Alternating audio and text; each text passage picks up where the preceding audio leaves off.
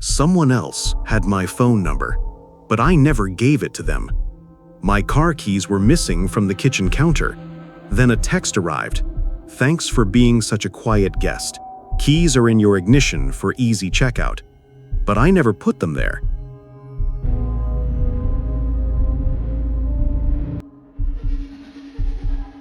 Oregon riverside cabin sat alone on 40 wooded acres exactly as advertised.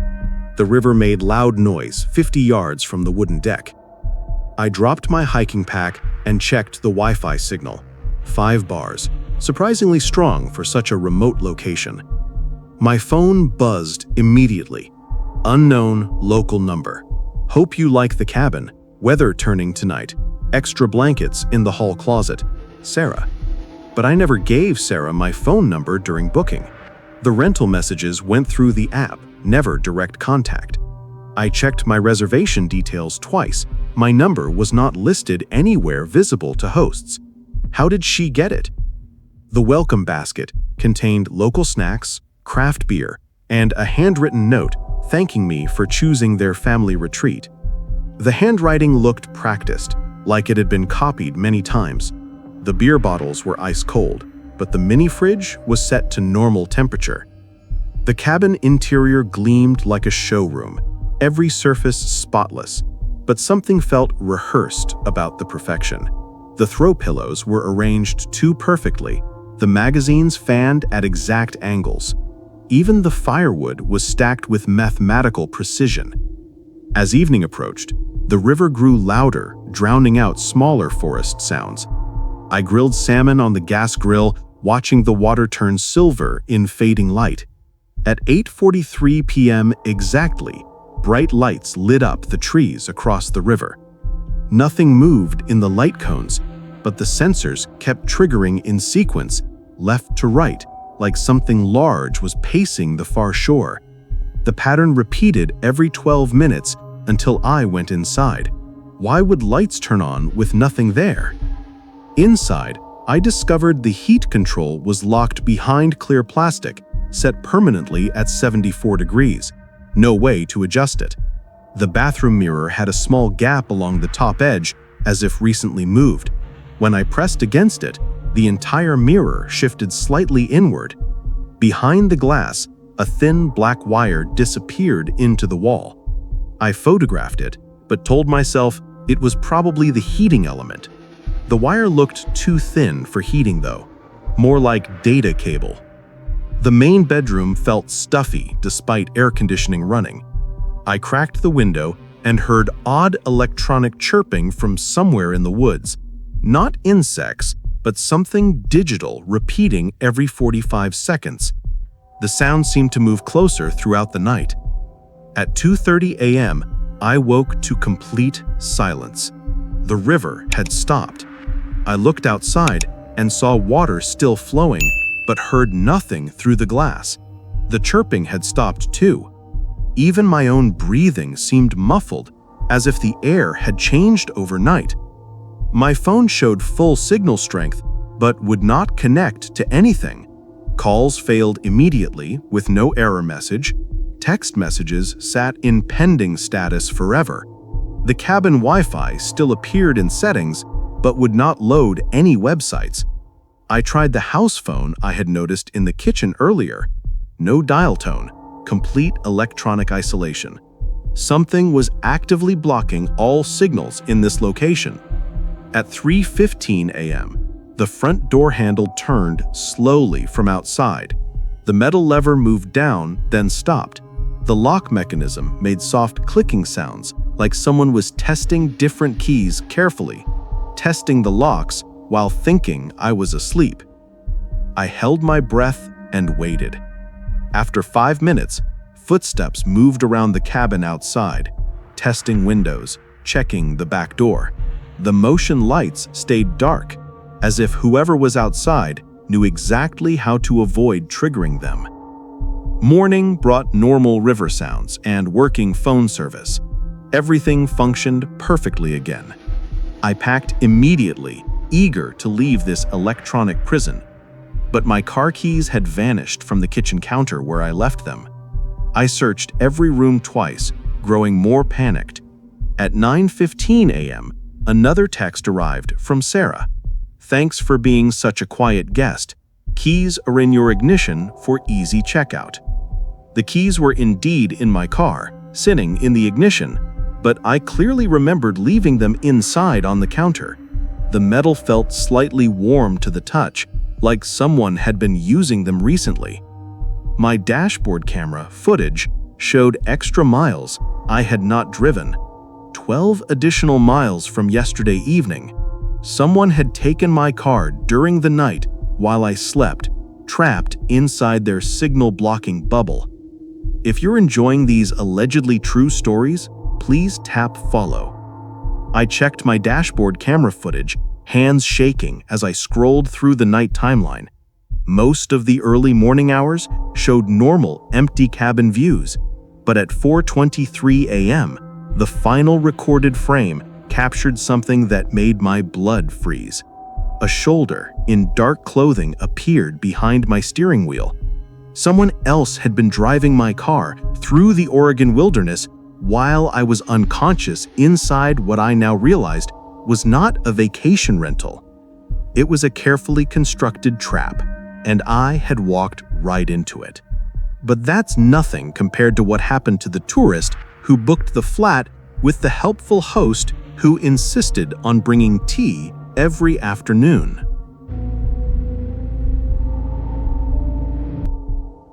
The host kept the window keys, and I should have asked why. Marcus Webb met me at the red door with a handshake that lasted 3 seconds too long.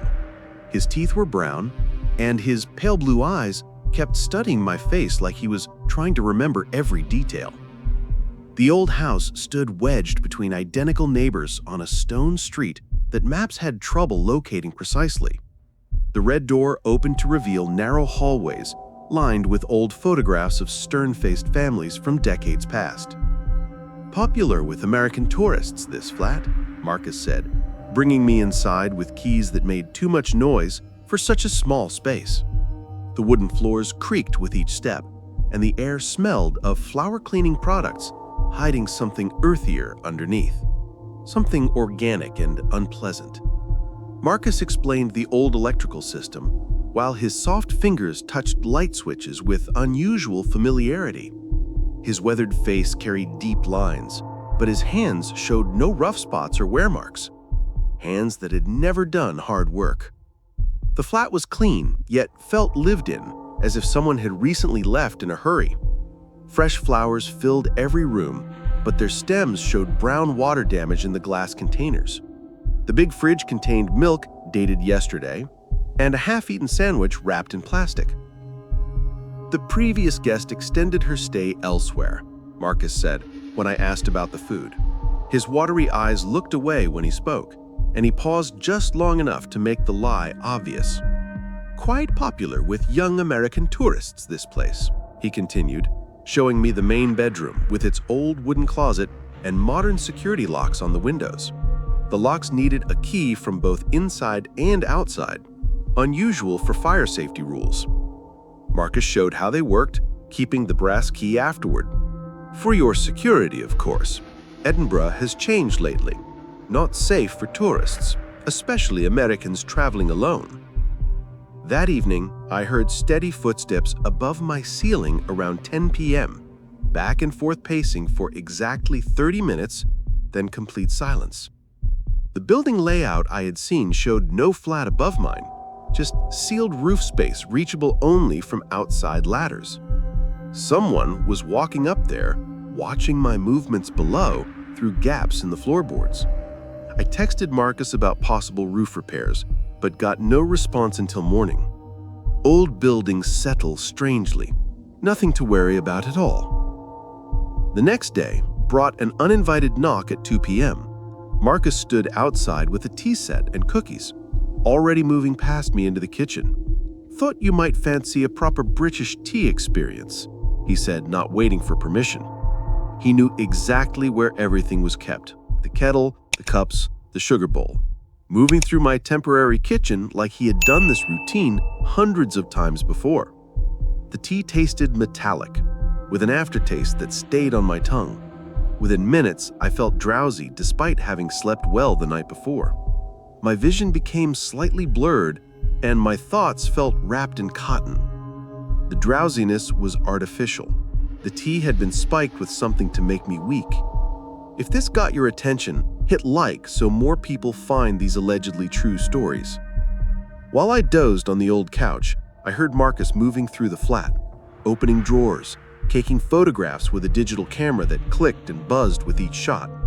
The camera sounds seemed to echo from every room as he recorded something carefully. At some point during my chemically induced haze, the window lock mechanism turned from outside. The key scraped against metal as someone tested entry while thinking I was unconscious, testing whether I would wake up if they entered through the window. When I forced myself fully alert, Marcus was gone, but my passport and driver license had been moved from my travel wallet to the kitchen table. White copy dust covered both documents, and the copy machine warm-up smell lingered in the air. I searched the bedroom thoroughly and found a black notebook wedged behind the closet back panel. Page after page contained detailed observations about previous guests.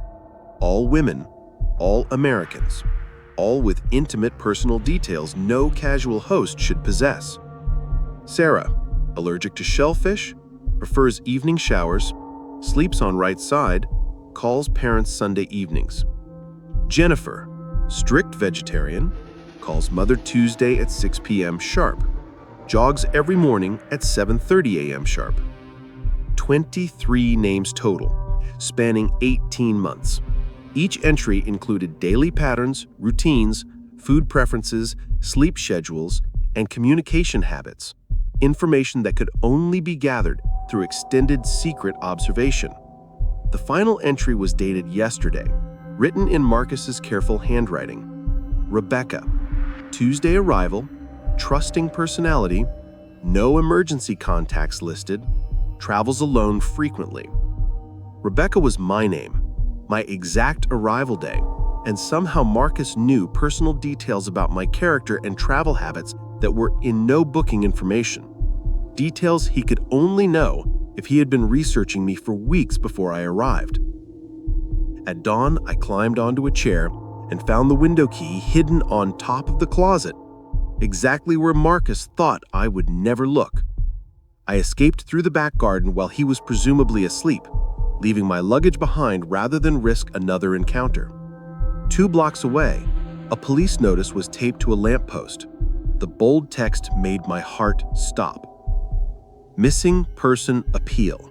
American female tourist. Last seen this area. Contact police. Below was a photograph I recognized. It was Sarah, the previous guest Marcus claimed had extended her stay elsewhere. Wait until you hear what the couple discovered under their Canadian lake cottage when the underwater lights revealed something that should never have been there.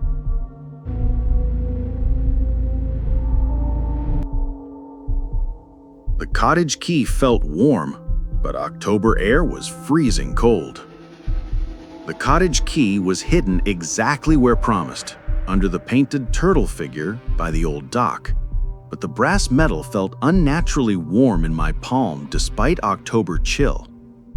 The lake stretched dark and mirror still before the wooden cottage, which looked smaller than the photos had suggested. Smoke drifted from the stone chimney, though the property company claimed the cottage had been empty since Labor Day weekend 3 weeks earlier. No other guests scheduled until my arrival. Inside, the stone fireplace contained ash, still warm to the touch when I knelt to examine it. Someone had been burning wood logs recently, probably within the last few hours.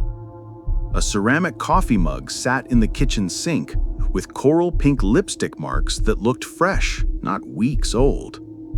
The guest book lay open on the wooden dining table, filled with glowing reviews from happy families.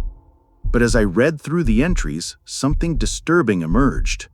Every single review spanning 2 years was written in identical, careful handwriting, despite showing different names and dates.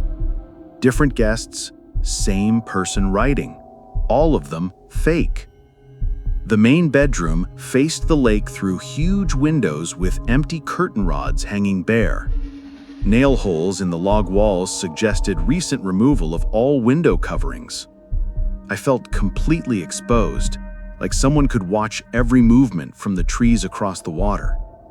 The other 2 bedrooms were secured with heavy deadbolts, locked from the outside. When I messaged the property manager about accessing them, she responded within minutes. Those rooms have winter water damage issues. Everything you need is available in the main bedroom. But why would rental bedrooms have outside deadbolts installed? Those locks were meant to keep someone inside, not out.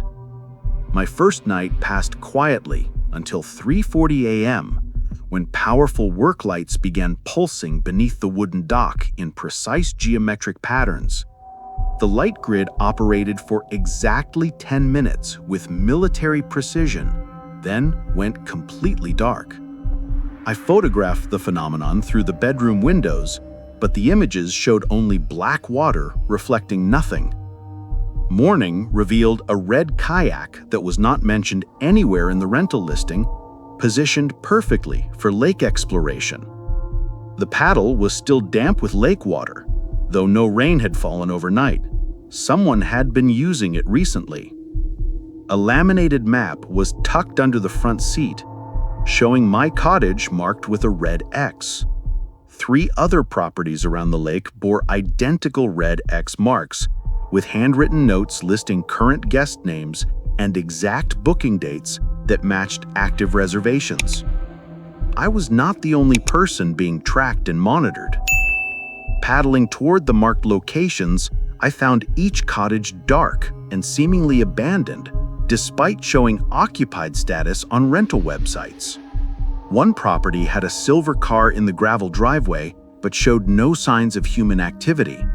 Windows dark, no smoke from chimneys, no movement anywhere. The car doors hung open with keys dangling from the ignition.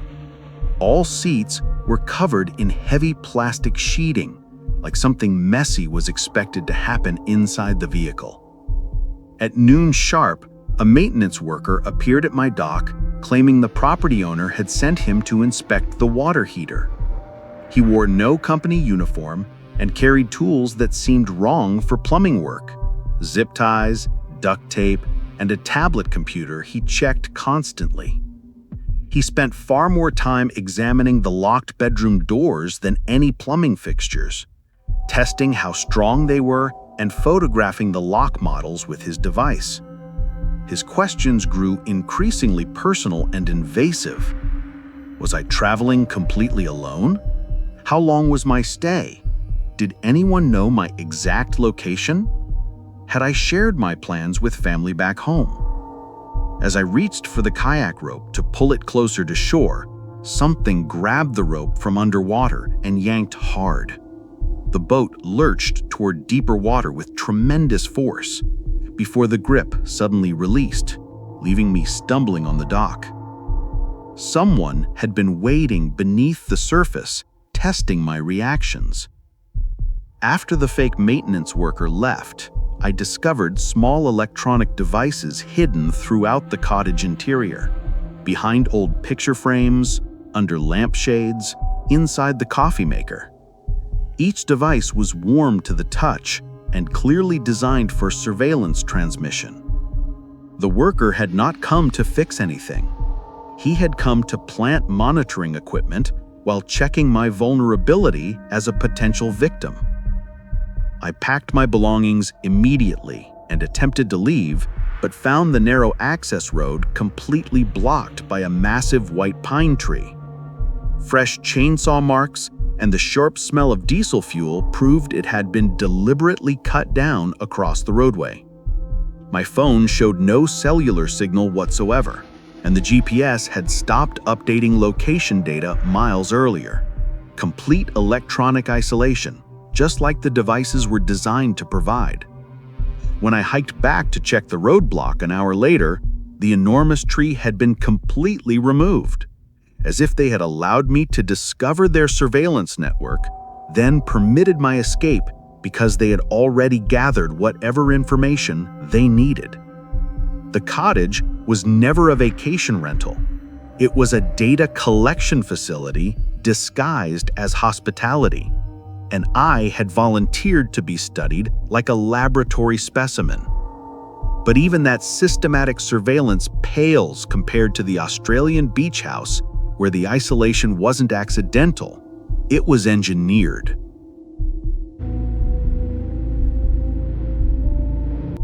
The host knew exactly where I could be watched from outside.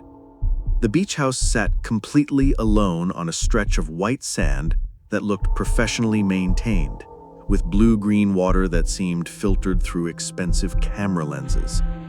Dave greeted me at the wooden deck with a beer already opened and a handshake that lasted too long, while his weathered face studied my luggage tags. His sun-damaged skin spoke of decades by the ocean, but his hands were soft and smooth, showing no signs of surfboard wax or saltwater exposure. Not the hands of a genuine lifelong surfer. "She's a real beauty, eh?" Dave said, pointing toward the single-story house with covered porches and polished wooden floors that gleamed like they had been professionally refinished yesterday. The beach stretched empty in both directions, with no other buildings visible for kilometers. "Private as it gets out here. Real popular with city tourists wanting to disappear completely for a while," he continued, his grin revealing dental work too perfect and white for his weathered appearance. His pale blue eyes lingered on my luggage tags, showing my scheduled departure date. The house interior felt completely staged, like a magazine photo shoot waiting for models to arrive. Fresh native flowers filled every room, but their arrangements looked too professional, too calculated. The massive refrigerator was stocked with organic groceries worth at least $300. Enough food for a family staying 2 weeks, not a solo traveler booked for 3 days. Expensive steaks, organic vegetables, imported wine, fancy cheese, far too much for one person to consume. "Previous guest canceled at the last minute," Dave explained when I questioned the grocery excess. "Hate to see good food go to waste, you know." His explanation sounded practiced, like he had given it many times before. The main bedroom featured huge glass sliding doors facing the ocean, with no blinds, curtains, or privacy screens anywhere. Dave demonstrated how the ocean view was completely unobstructed from every angle, seeming to know exactly where someone could position themselves outside for optimal interior viewing. He lingered in the doorway longer than necessary, studying the bed placement and sight lines with the focused attention of someone solving a technical puzzle. That evening, I walked the pristine beach and found fresh tire tracks in the sand, leading from a concealed access track through the dunes to a position directly in front of the house. The deep impressions were made since high tide 6 hours earlier. Nearby, expensive cigarette butts and energy drink cans indicated someone had waited in that exact spot for an extended surveillance period, watching the house with professional patience. The Wi-Fi network displayed as Beachcam 01 instead of any normal home naming convention. When I connected my devices, a mandatory registration page automatically loaded, requesting unusually detailed personal information. Full legal name, permanent home address, emergency contact details, travel insurance policy numbers. Fine print at the bottom claimed compliance with tourism safety regulations, but no such regulatory requirements existed anywhere in Australia. At 2:11 a.m., I awoke to the sound of a boat engine idling just beyond the surf line. Through the bedroom glass wall, I could see a cigarette ember glowing orange on a vessel running without any navigation lights whatsoever. The craft maintained its position for 57 minutes before departing south along the coastline, staying just outside territorial waters. Professional surveillance, not casual fishing or recreation. Morning light revealed fresh footprints in the sand, leading from the waterline directly to beneath my bedroom windows. At the glass, a slow drag mark showed where someone had traced their finger across the surface while I slept inside, completely exposed and unaware. Dave returned at 8:30 a.m. with coffee and pastries from an expensive cafe, claiming concern for his favorite guest comfort and safety. His timing felt precisely calculated, arriving exactly when I would be most unsettled by the night events. Over breakfast on the deck, he asked increasingly invasive questions about my complete travel plans, family communication schedules, and whether anyone back home expected regular contact during my stay. The bathroom medicine cabinet, which I have left completely empty, now contained prescription bottles with printed pharmacy labels bearing my full legal name. Medications I did not take, for medical conditions I did not have. The white pills inside looked professionally manufactured, not counterfeit. When I confronted Dave directly about the planted medications, his hospitable mask dropped completely to reveal something cold, calculating, and predatory underneath. Sometimes guests leave personal items behind when they check out. "Ooh," he said, without any warmth in his voice. "We like to maintain detailed records and preparations for return visitors who decide to extend their stays." My rental car had been moved overnight from where I had parked it, now positioned to completely block the single narrow beach access road. Though I retained possession of both keys, someone had clearly operated the vehicle during the night. The odometer showed an additional 14 kilometers I had not driven, and the driver's seat was adjusted for someone at least 6 inches taller than my height. The gate leading to the coastal sand dunes, which had been open yesterday, now bore a heavy padlock I had never seen before. Every possible escape route had been quietly eliminated while I slept. For stories that'll keep you awake for 30 minutes straight, check out my allegedly true rental horror experiences. They're right here on my channel, and you won't believe what people encounter in vacation properties.